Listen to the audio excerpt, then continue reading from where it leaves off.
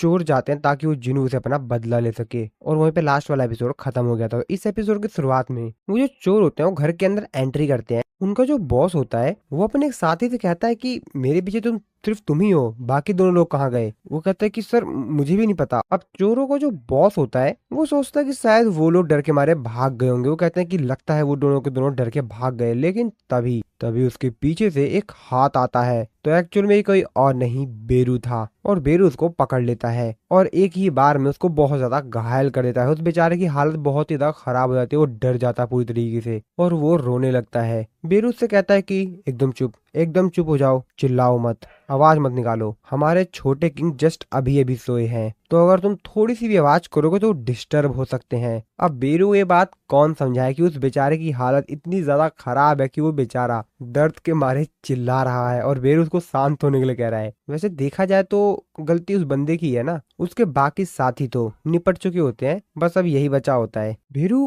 अपने आप से कहता है, वैसे मैंने उनकी आंखों में वो देखा था, वो इमोशन, मेरे किंग जो कि मेरे ऊपर बहुत ही ज्यादा विश्वास करते हैं, और मेरे लिटिल किंग जो कि मेरी तरफ बहुत ही ज्यादा क्यूरियोसिटी से, जिज्ञासा से देखते हैं। बेरू अपने मन में सोचते हुए कहता है कि लेकिन देखा जाए तो ये भी बुरा नहीं है, सभी शिकारी अपने शिकार के साथ कुछ ऐसा ही करते हैं। तो बेरू ने जो उस चोर के बॉस की हालत बना दी थी, उसके चेहरे को देखते हुए बेरू ऐसा कमेंट कर रहा था, और फिर वो सीन वहीं पर ही कट होता है। इसके बाद दूसरी तरफ हम लोग एटर्नल स्लम्बर का सीन देखते हैं, जहाँ पर डेमोन कैसल के जितने भी डेमोन्स थे वो आर्किटेक्ट की मदद करने के लिए आ गए थे, ताकि जिन्हों का स्टैचू जल्द से जल्द बनाया जा सके। और फिर बेरू भी वहां पर आ जाता है। आर्किटेक्ट बेरू से कहता है, क्या सोच रहे हैं, आपने जैसा बताया था मैंने वैसा ही किया है मार्शल। बेरू भी उस तस्वीर को देखकर थोड़ा बहुत सोचता है, फिर कहता है कि लाजवाब, एकदम मस्त बनाया है तुमने, और पक्का हमारे किंग इस चीज को देखकर बहुत बहुत बहुत ही ज्यादा खुश होंगे। तो असल में बेरू ने जो जिन्वू की बड़ी सी स्टैचू बनाई थी, उसके अंदर उसने जिन्वू के बेटे सुहु को भी ऐड कर दिया है, जो कि पहले वाले स्टैचू में नहीं था, और यही वो चेंजेस था जो कि बेरू चाहता था। अब इस चीज को देखकर बेरू खुश होता है, और बाकी सभी जितने भी यहाँ पर शैडो सोल्जर्स होते हैं वो भी बहुत ज्यादा खुश हो जाते हैं। बेरू कहता है कि जब हमारे छोटे किंग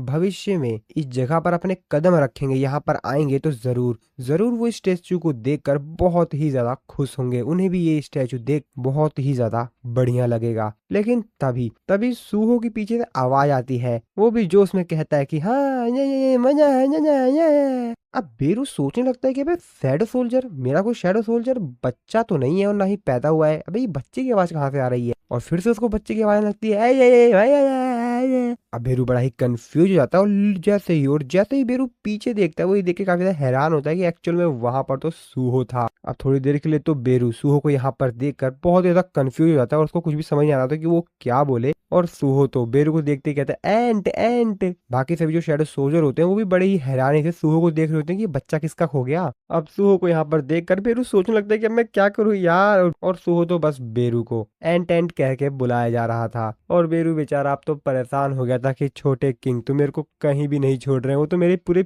पीछे ही लग चुके हैं, हाथ पैर मुंह पूरा शरीर धोकर मेरे पीछे पड़ गए हैं। इसके बाद कुछ सालों बाद का सीन दिखाया जाता है। मिसिस चाइन अपने घर में बैठी हुई होती हैं, तभी उनकी जो मेड होती है वो उनको एक ड्राइंग बुक दिखाते हुए कहती है कि मैम इसको देखिए, एक बार आप इस पिक्चर को देखिए, ये सूहो ने बनाई है। मिस चाइन ओ मिसिस चाइन भी उस ड्राइंग को देखती हैं। वो अपनी मेड से कहती हैं कि तुम ये ड्राइंग मुझे क्यों दिखा रही हो, जिस पे उनकी मेड उनसे कहती है कि उनकी टीचर मेरे को बता रही थी कि सूहो के फ्रेंड ने उससे कहा कि तुम अपने बेस्ट फ्रेंड को, अपने फ्रेंड को इस स्केच बुक पर ड्रॉ करो, और उसने ये ड्रॉ किया है। अब इस चीज को देखकर मिसिस चाइन भी काफी ज्यादा हैरान होती है, क्योंकि एक्चुअल में वहां पर एक एंट था जिससे कि एक छोटा बच्चा लड़ रहा था। मिसिस चाइन अपने मन में सोचते रहते हैं कि ओहो, अब मेरे को ध्यान से देखने में समझ आया कि यहाँ पर जो ये एंट है ये असल में दो पैरों पे खड़ा है। तभी उनकी मेड उनसे कहती है कि मैम ऐसी बहुत सारी ड्राइंग्स हैं जो कि सूहो ने ड्रॉ की है, और जब भी सूहो से कहा जाता है कि अपने फ्रेंड को इस ड्राइंग बुक पे ड्रॉ करो या उसकी तस्वीर बनाओ, तो वो ये सब बना देता है, एक बार आप देखिए। और फिर मिसिस चाइने की करके उस ड्राइंग बुक को, जब उसमें बनाए गए चित्र को देख रही होती है, तो काफी ज्यादा हैरान होती है, क्योंकि वहां पर एक्चुअल में सूहो ने अपने दोस्त के तौर पर जिन्हों के ही शैडो सोल्जर्स को बनाया था, जो कि उसने देखा था। था। उनकी मेड कहती कि मैम अगली पिक्चर देखिए। तो सूहो ने अपनी पूरी फैमिली को कुछ इस तरीके से ड्रॉ किया है। तो एक्चुअल में उस ड्राइंग बुक में सूहो ने अपनी फैमिली बनाई थी और साथ ही में उसने बाकी सभी जितने भी एंट मॉन्स्टर्स थे और भी बाकी जिन्हों के शेडो सोल्जर्स उन सभी को उसमें ड्रॉ कर दिया था। मिसिस चाइन की मेड उससे कहती है कि मैम, और लास्ट की जो पिक्चर है उसमें देखिए सूहो ने अपने घर को कुछ इस तरीके से ड्रॉ किया है। अब बताइए, अब इस ड्राइंग को देखकर कोई भी हैरान होगा कि नहीं होगा। मैं काफी सारे बच्चे से मिली हूँ, लेकिन आज तक मैंने कभी कोई ऐसा बच्चा नहीं देखा जो कि अपनी और अपनी पूरी फैमिली के और अपने बाकी फ्रेंड को कुछ इस तरीके से ड्रॉ करता है। उनकी मेड बताती है कि जब टीचर ने उससे पूछा कि आखिरकार तुमने अपने घर के नीचे ये इतने सारे ब्लू ब्लू कलर के छोटे छोटे क्या चीज बना रखी है, तो सूहो ने उनको रिप्लाई देते हुए कहा कि ये मेरी फैमिली है, फ्रेंड है और बड़े डैड अभी भी जिंदा है। तो दोस्तों, यहाँ पर जो सूहो जाइंट डैड यानी बड़े डैड की बात कर रहा है वो कोई और नहीं,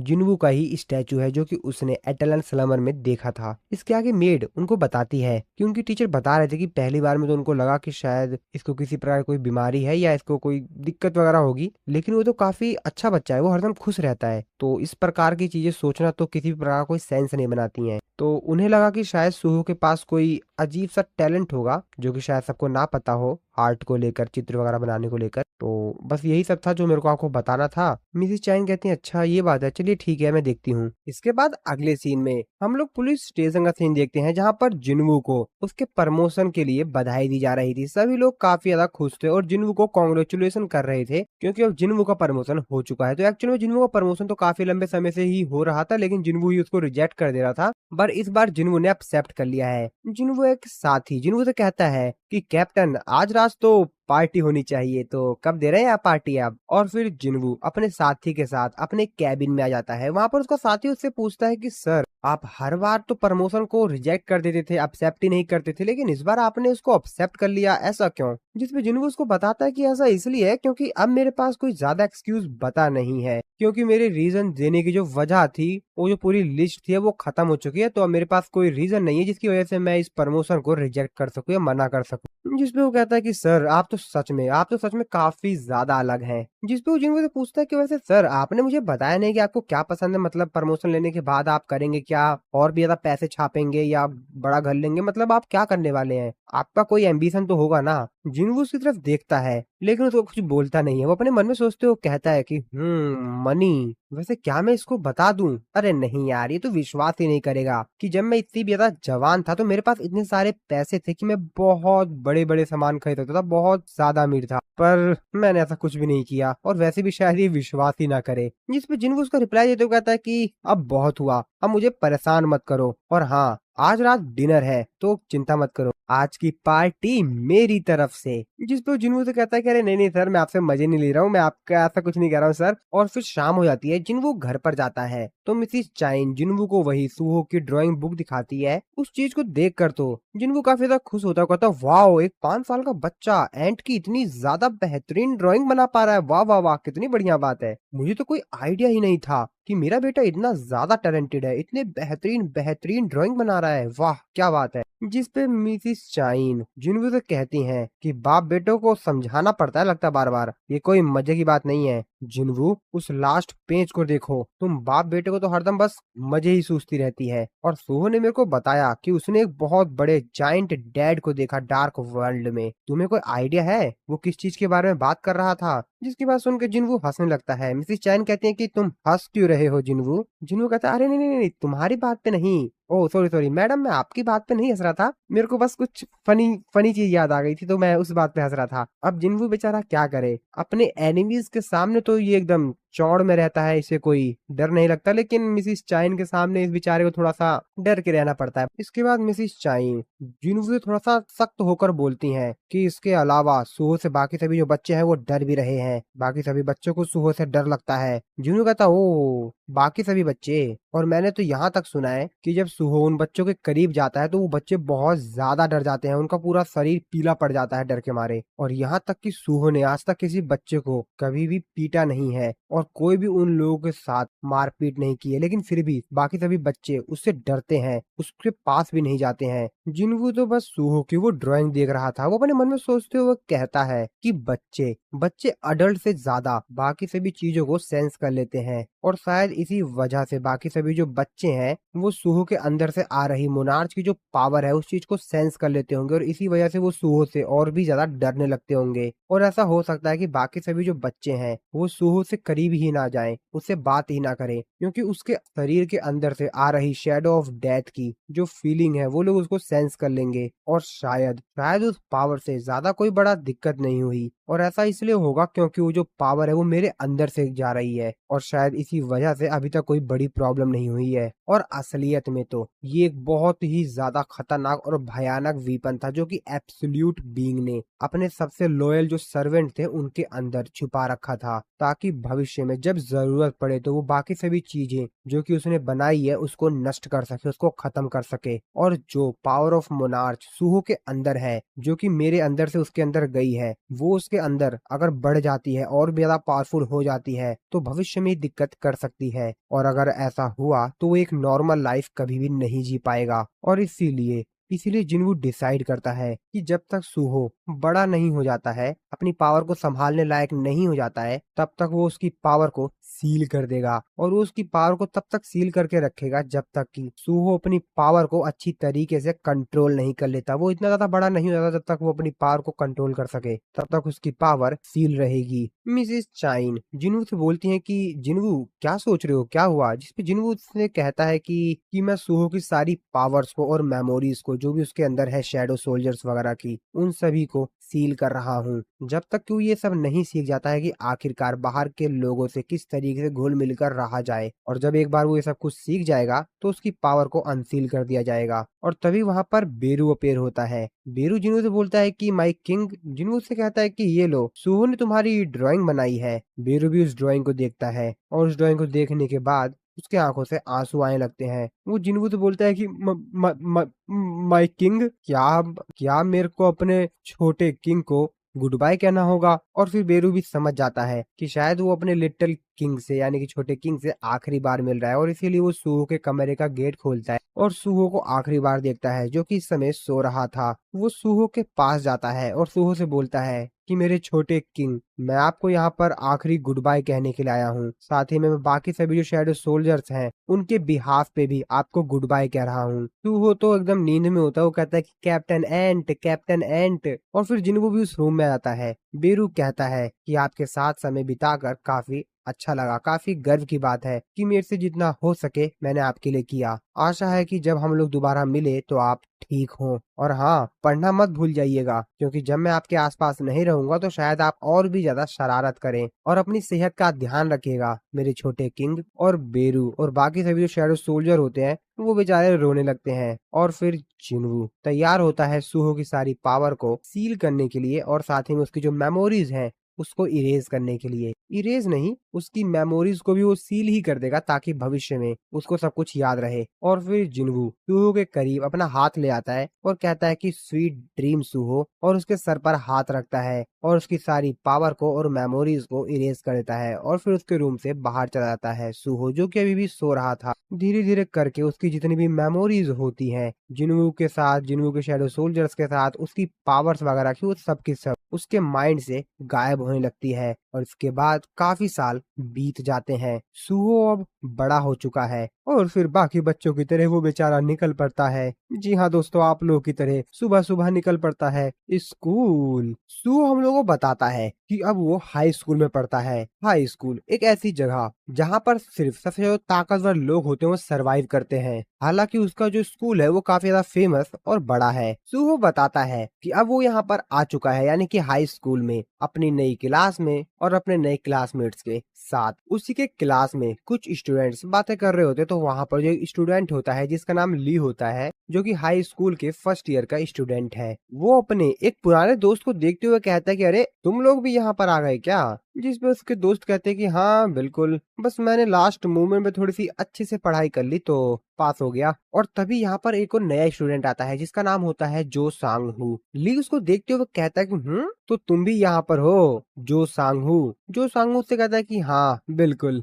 वैसे इन लोगों को एक ही नजर में देख के बताया जा सकता है कि आखिरकार किसकी क्या पोजीशन है। ये चीज बहुत ही ज्यादा जल्दी समझी जा सकती है कि आखिरकार कौन तुम्हारा दोस्त है और कौन तुम्हारा बॉस बनने की कोशिश कर रहा है। और तभी जो सांग हू हो ली से दोस्ती का हाथ बढ़ाता है। ली भी अपने मन में सोचते हुए कहता है कि हालांकि मैंने इसके बारे में काफी कुछ सुना है, लेकिन देखने से तो ऐसा कुछ भी नहीं लग रहा है और वैसे भी कोई बुरी भी बात नहीं है। मेरे को ऐसा दोस्त अपने पास रखना चाहिए। चलो ठीक है, मेरे ही कभी काम आएगा। और वो भी उसकी तरफ दोस्ती का हाथ बढ़ाकर इन दोनों के बीच में दोस्ती हो जाती है। ली भी कहता है कि ठीक है। तभी हम लोग यहाँ पर सुहो को देखते हैं जो कि अपने नए क्लासमेट से मिलकर काफी ज्यादा खुश था और उनसे बातचीत कर रहा था। और तभी पता नहीं क्यों ली को कुछ अजीब सा फीलिंग होता है और वो सांग सुहो को बड़ी ही गुस्सी भरी नजरों से देखने लगता है। अब ऐसा पता नहीं उसको क्यों हुआ, क्या हुआ, लेकिन तभी सुहो भी उसकी तरफ देखता है। सुहो उसकी तरफ देखते हुए अपने मन में सोच रहा होता है कि इसे क्या हो गया। उसको तो कुछ समझ नहीं आ रहा होता है कि ये मेरे को इतना ज्यादा घूर घूर के क्यों देख रहा है, लेकिन सुहो उसकी तरफ देखता है और बस उसको देखते ही रहता है।